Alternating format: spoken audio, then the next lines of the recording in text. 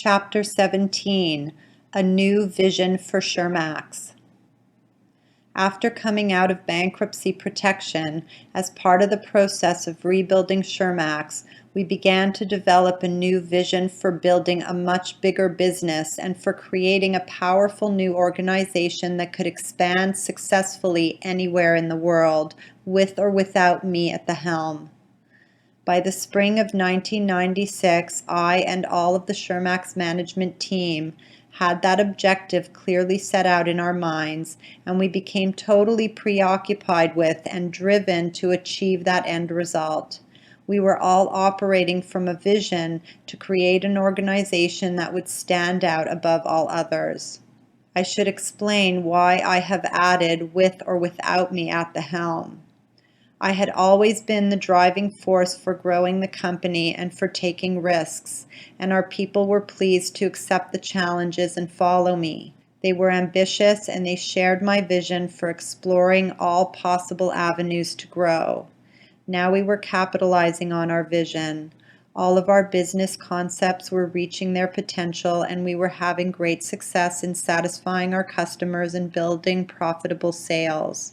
We were managing effectively and were in a very strong financial position. So there was a new world of opportunity for taking Shirmax to an entirely new level. Everyone was inspired to spread their wings and embark on a period of aggressive growth. But I became a problem.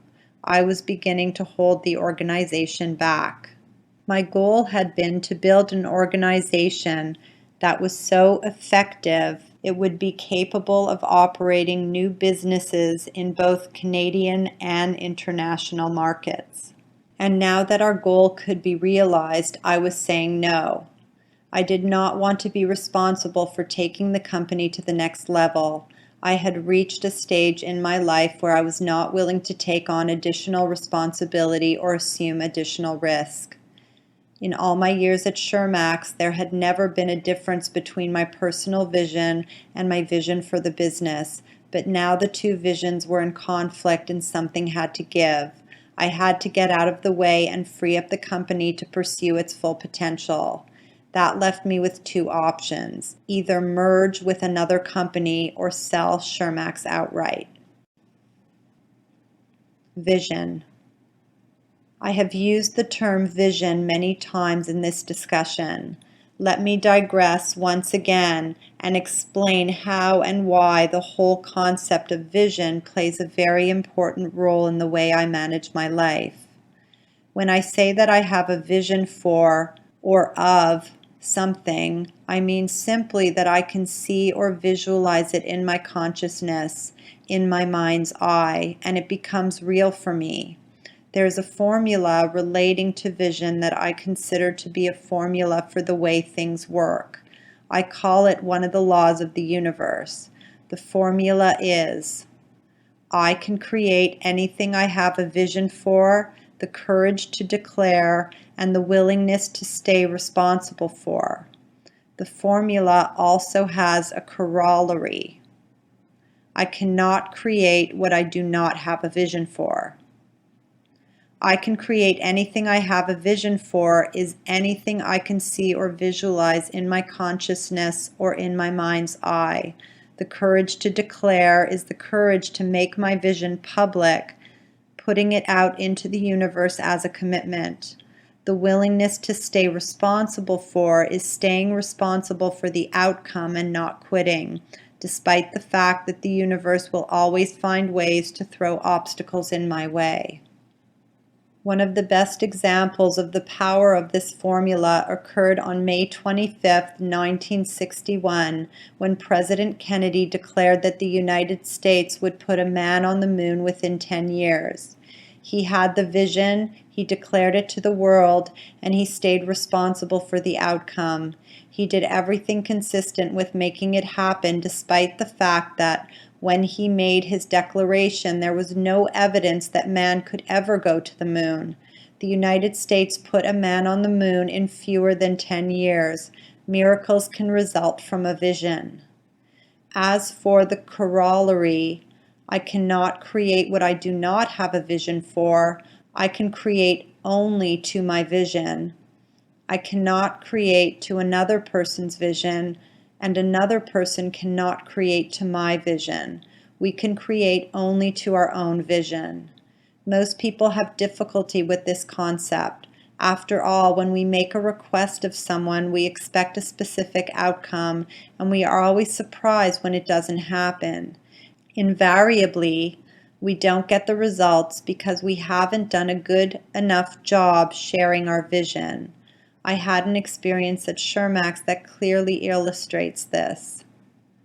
When we started building the additional fashion outlet stores in power malls, that division's management team and I shared a common vision for the kind of store environment we wanted.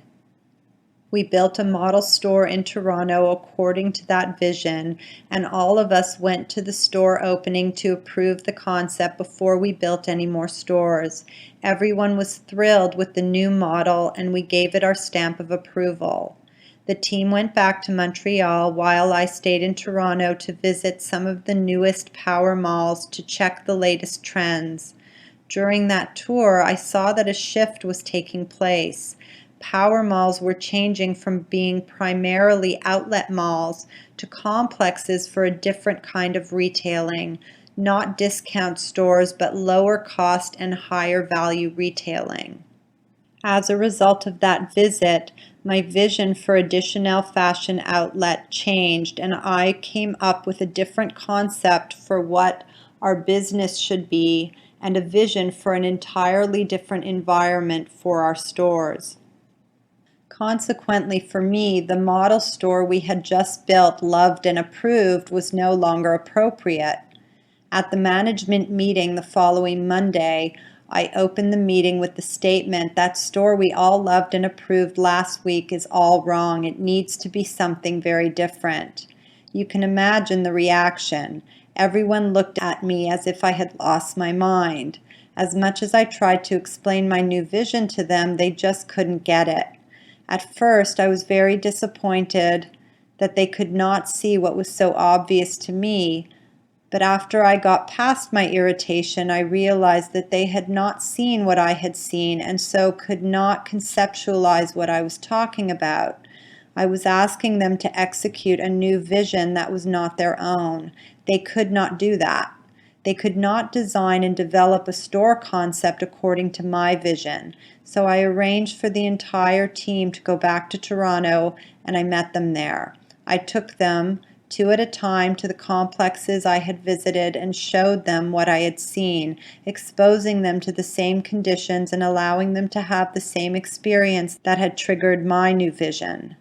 The light went on for them as it had for me, and they saw what I had seen, but now it was their own vision, and they could execute according to that vision. From that experience, the additional fashion outlet division was transformed to a new and more relevant retail concept, and it happened because everyone was operating from a shared vision. This is an example of how the formula for the power of vision works. I have found this formula to be a great working tool, and I have internalized its principles to the point where it dictates the way I think and the way I manage my life.